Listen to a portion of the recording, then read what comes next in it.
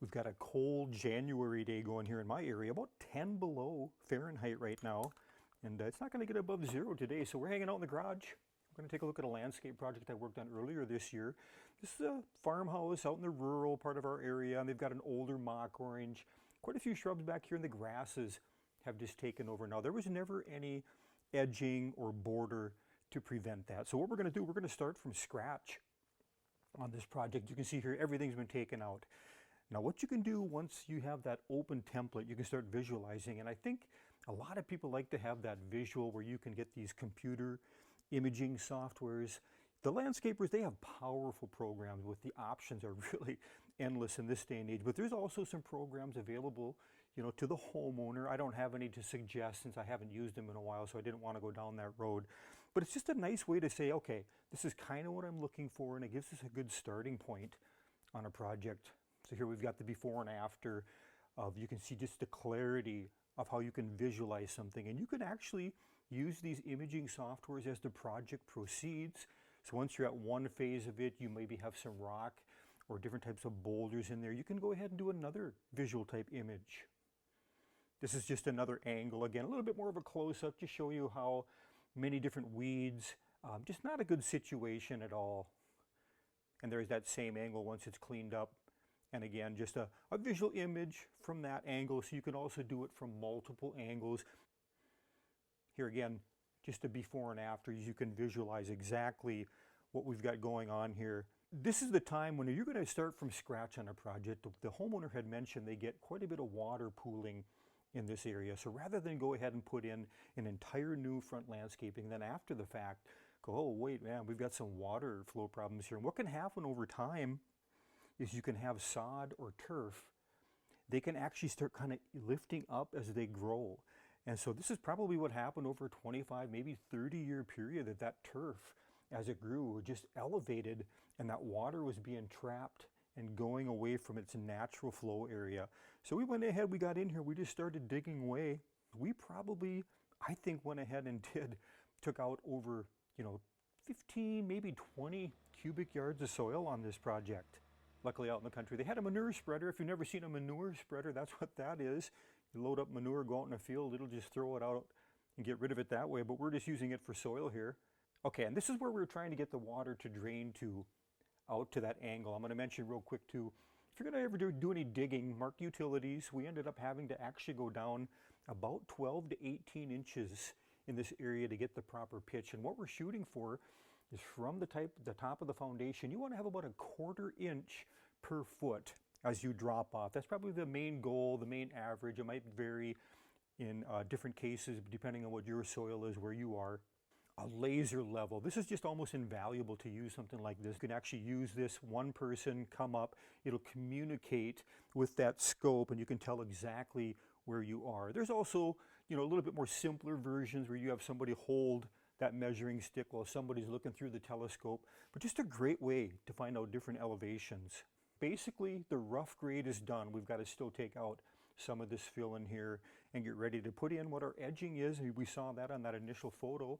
Before that though, this is just piles of rock that farmers, ranchers, when they need to work their field, they just create fieldstone piles. So anytime I landscape, I like to use what's available in that area to kind of mimic your natural setting.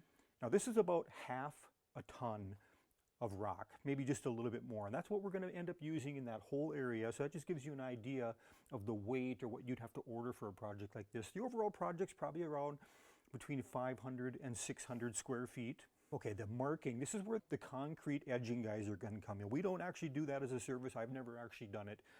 You need some pretty specialized equipment to pour that type of concrete, but the marking's all we need to give them an idea exactly where we want them to put that in.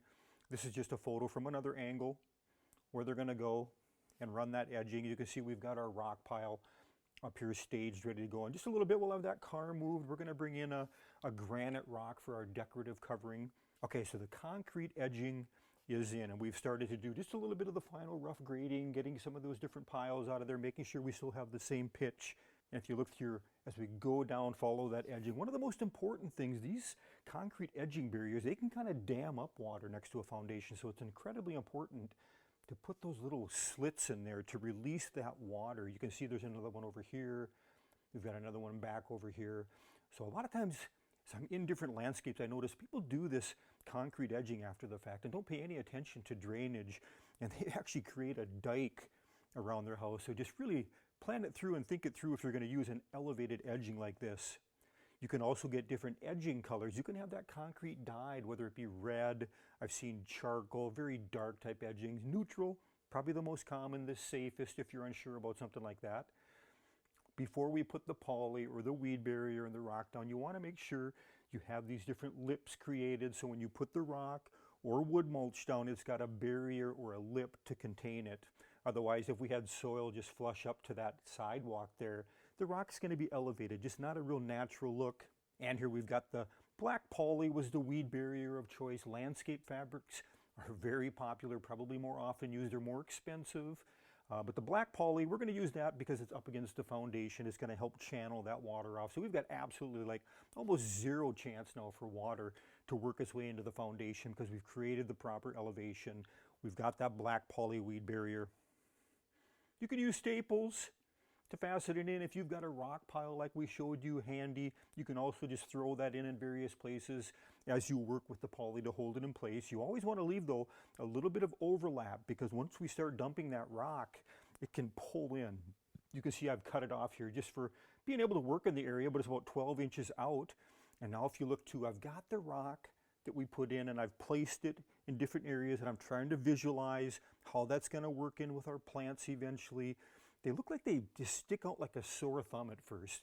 You can always move them. The other option you have, you can also put in little soil berms under the poly to create a little bit of an effect. You don't want to dam it off or anything like that, but I oftentimes will create those kind of contours. For this project though, we're just going to use that field stone to give us a little bit of that up and down that I think really adds a lot to a landscape. And here's the granite we brought in. Now this is about between 5 and 6 tons. It's a mahogany granite. It's got some red coloring. You'll see at the end when we wash this down, it really contrasts nice against that gray edging. We're using the wheelbarrow for at least half the project. We'll show you a picture in a little bit. We also use a tractor to scoop it, dump it in the wheelbarrows, and then we transfer it further in. But you can most certainly use the tractor on the edges to dump that rock. And that's a huge time saver. Using a tractor to dump it in the wheelbarrows rather than shoveling from the ground. I mean, I've done both, depending on where you're at, what you can afford, what your budget is, but just a little scoop makes all the difference in the world.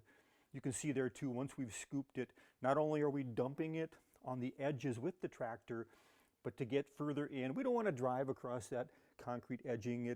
We could damage it. Then you're starting all over, bringing in that subcontractor. There goes the profit for that job. Okay, getting close to the end now. Look at those rocks. They don't like stick out like a sore thumb anymore. And you can also start picturing where you might be able to put in some of those different perennial flowers we looked at earlier, maybe a creeping juniper, something tall back here. So this is now the stage of the project. You could come in again and take some photos, do some visual imaging, put it on the computer and play with it a little bit to find out exactly what you're looking for. One of the things I didn't mention about those visual imaging softwares, a couple of the drawbacks. You won't always have the proper plant database for your area. So you might want to say put in an Annabelle hydrangea, not in the database. You might have to pick something different that looks similar to get that look, maybe a snowball viburnum. So that's one drawback. You're not going to have the exact plant database. The other thing is the perception, especially if you're working with a customer. They see a plant that's 3 to 5, maybe 7 years down the road, the eventual height of the plant. When we come in here next spring, and we're not planting this fall in this project, but when we come in here next spring, those plants are going to be pretty small.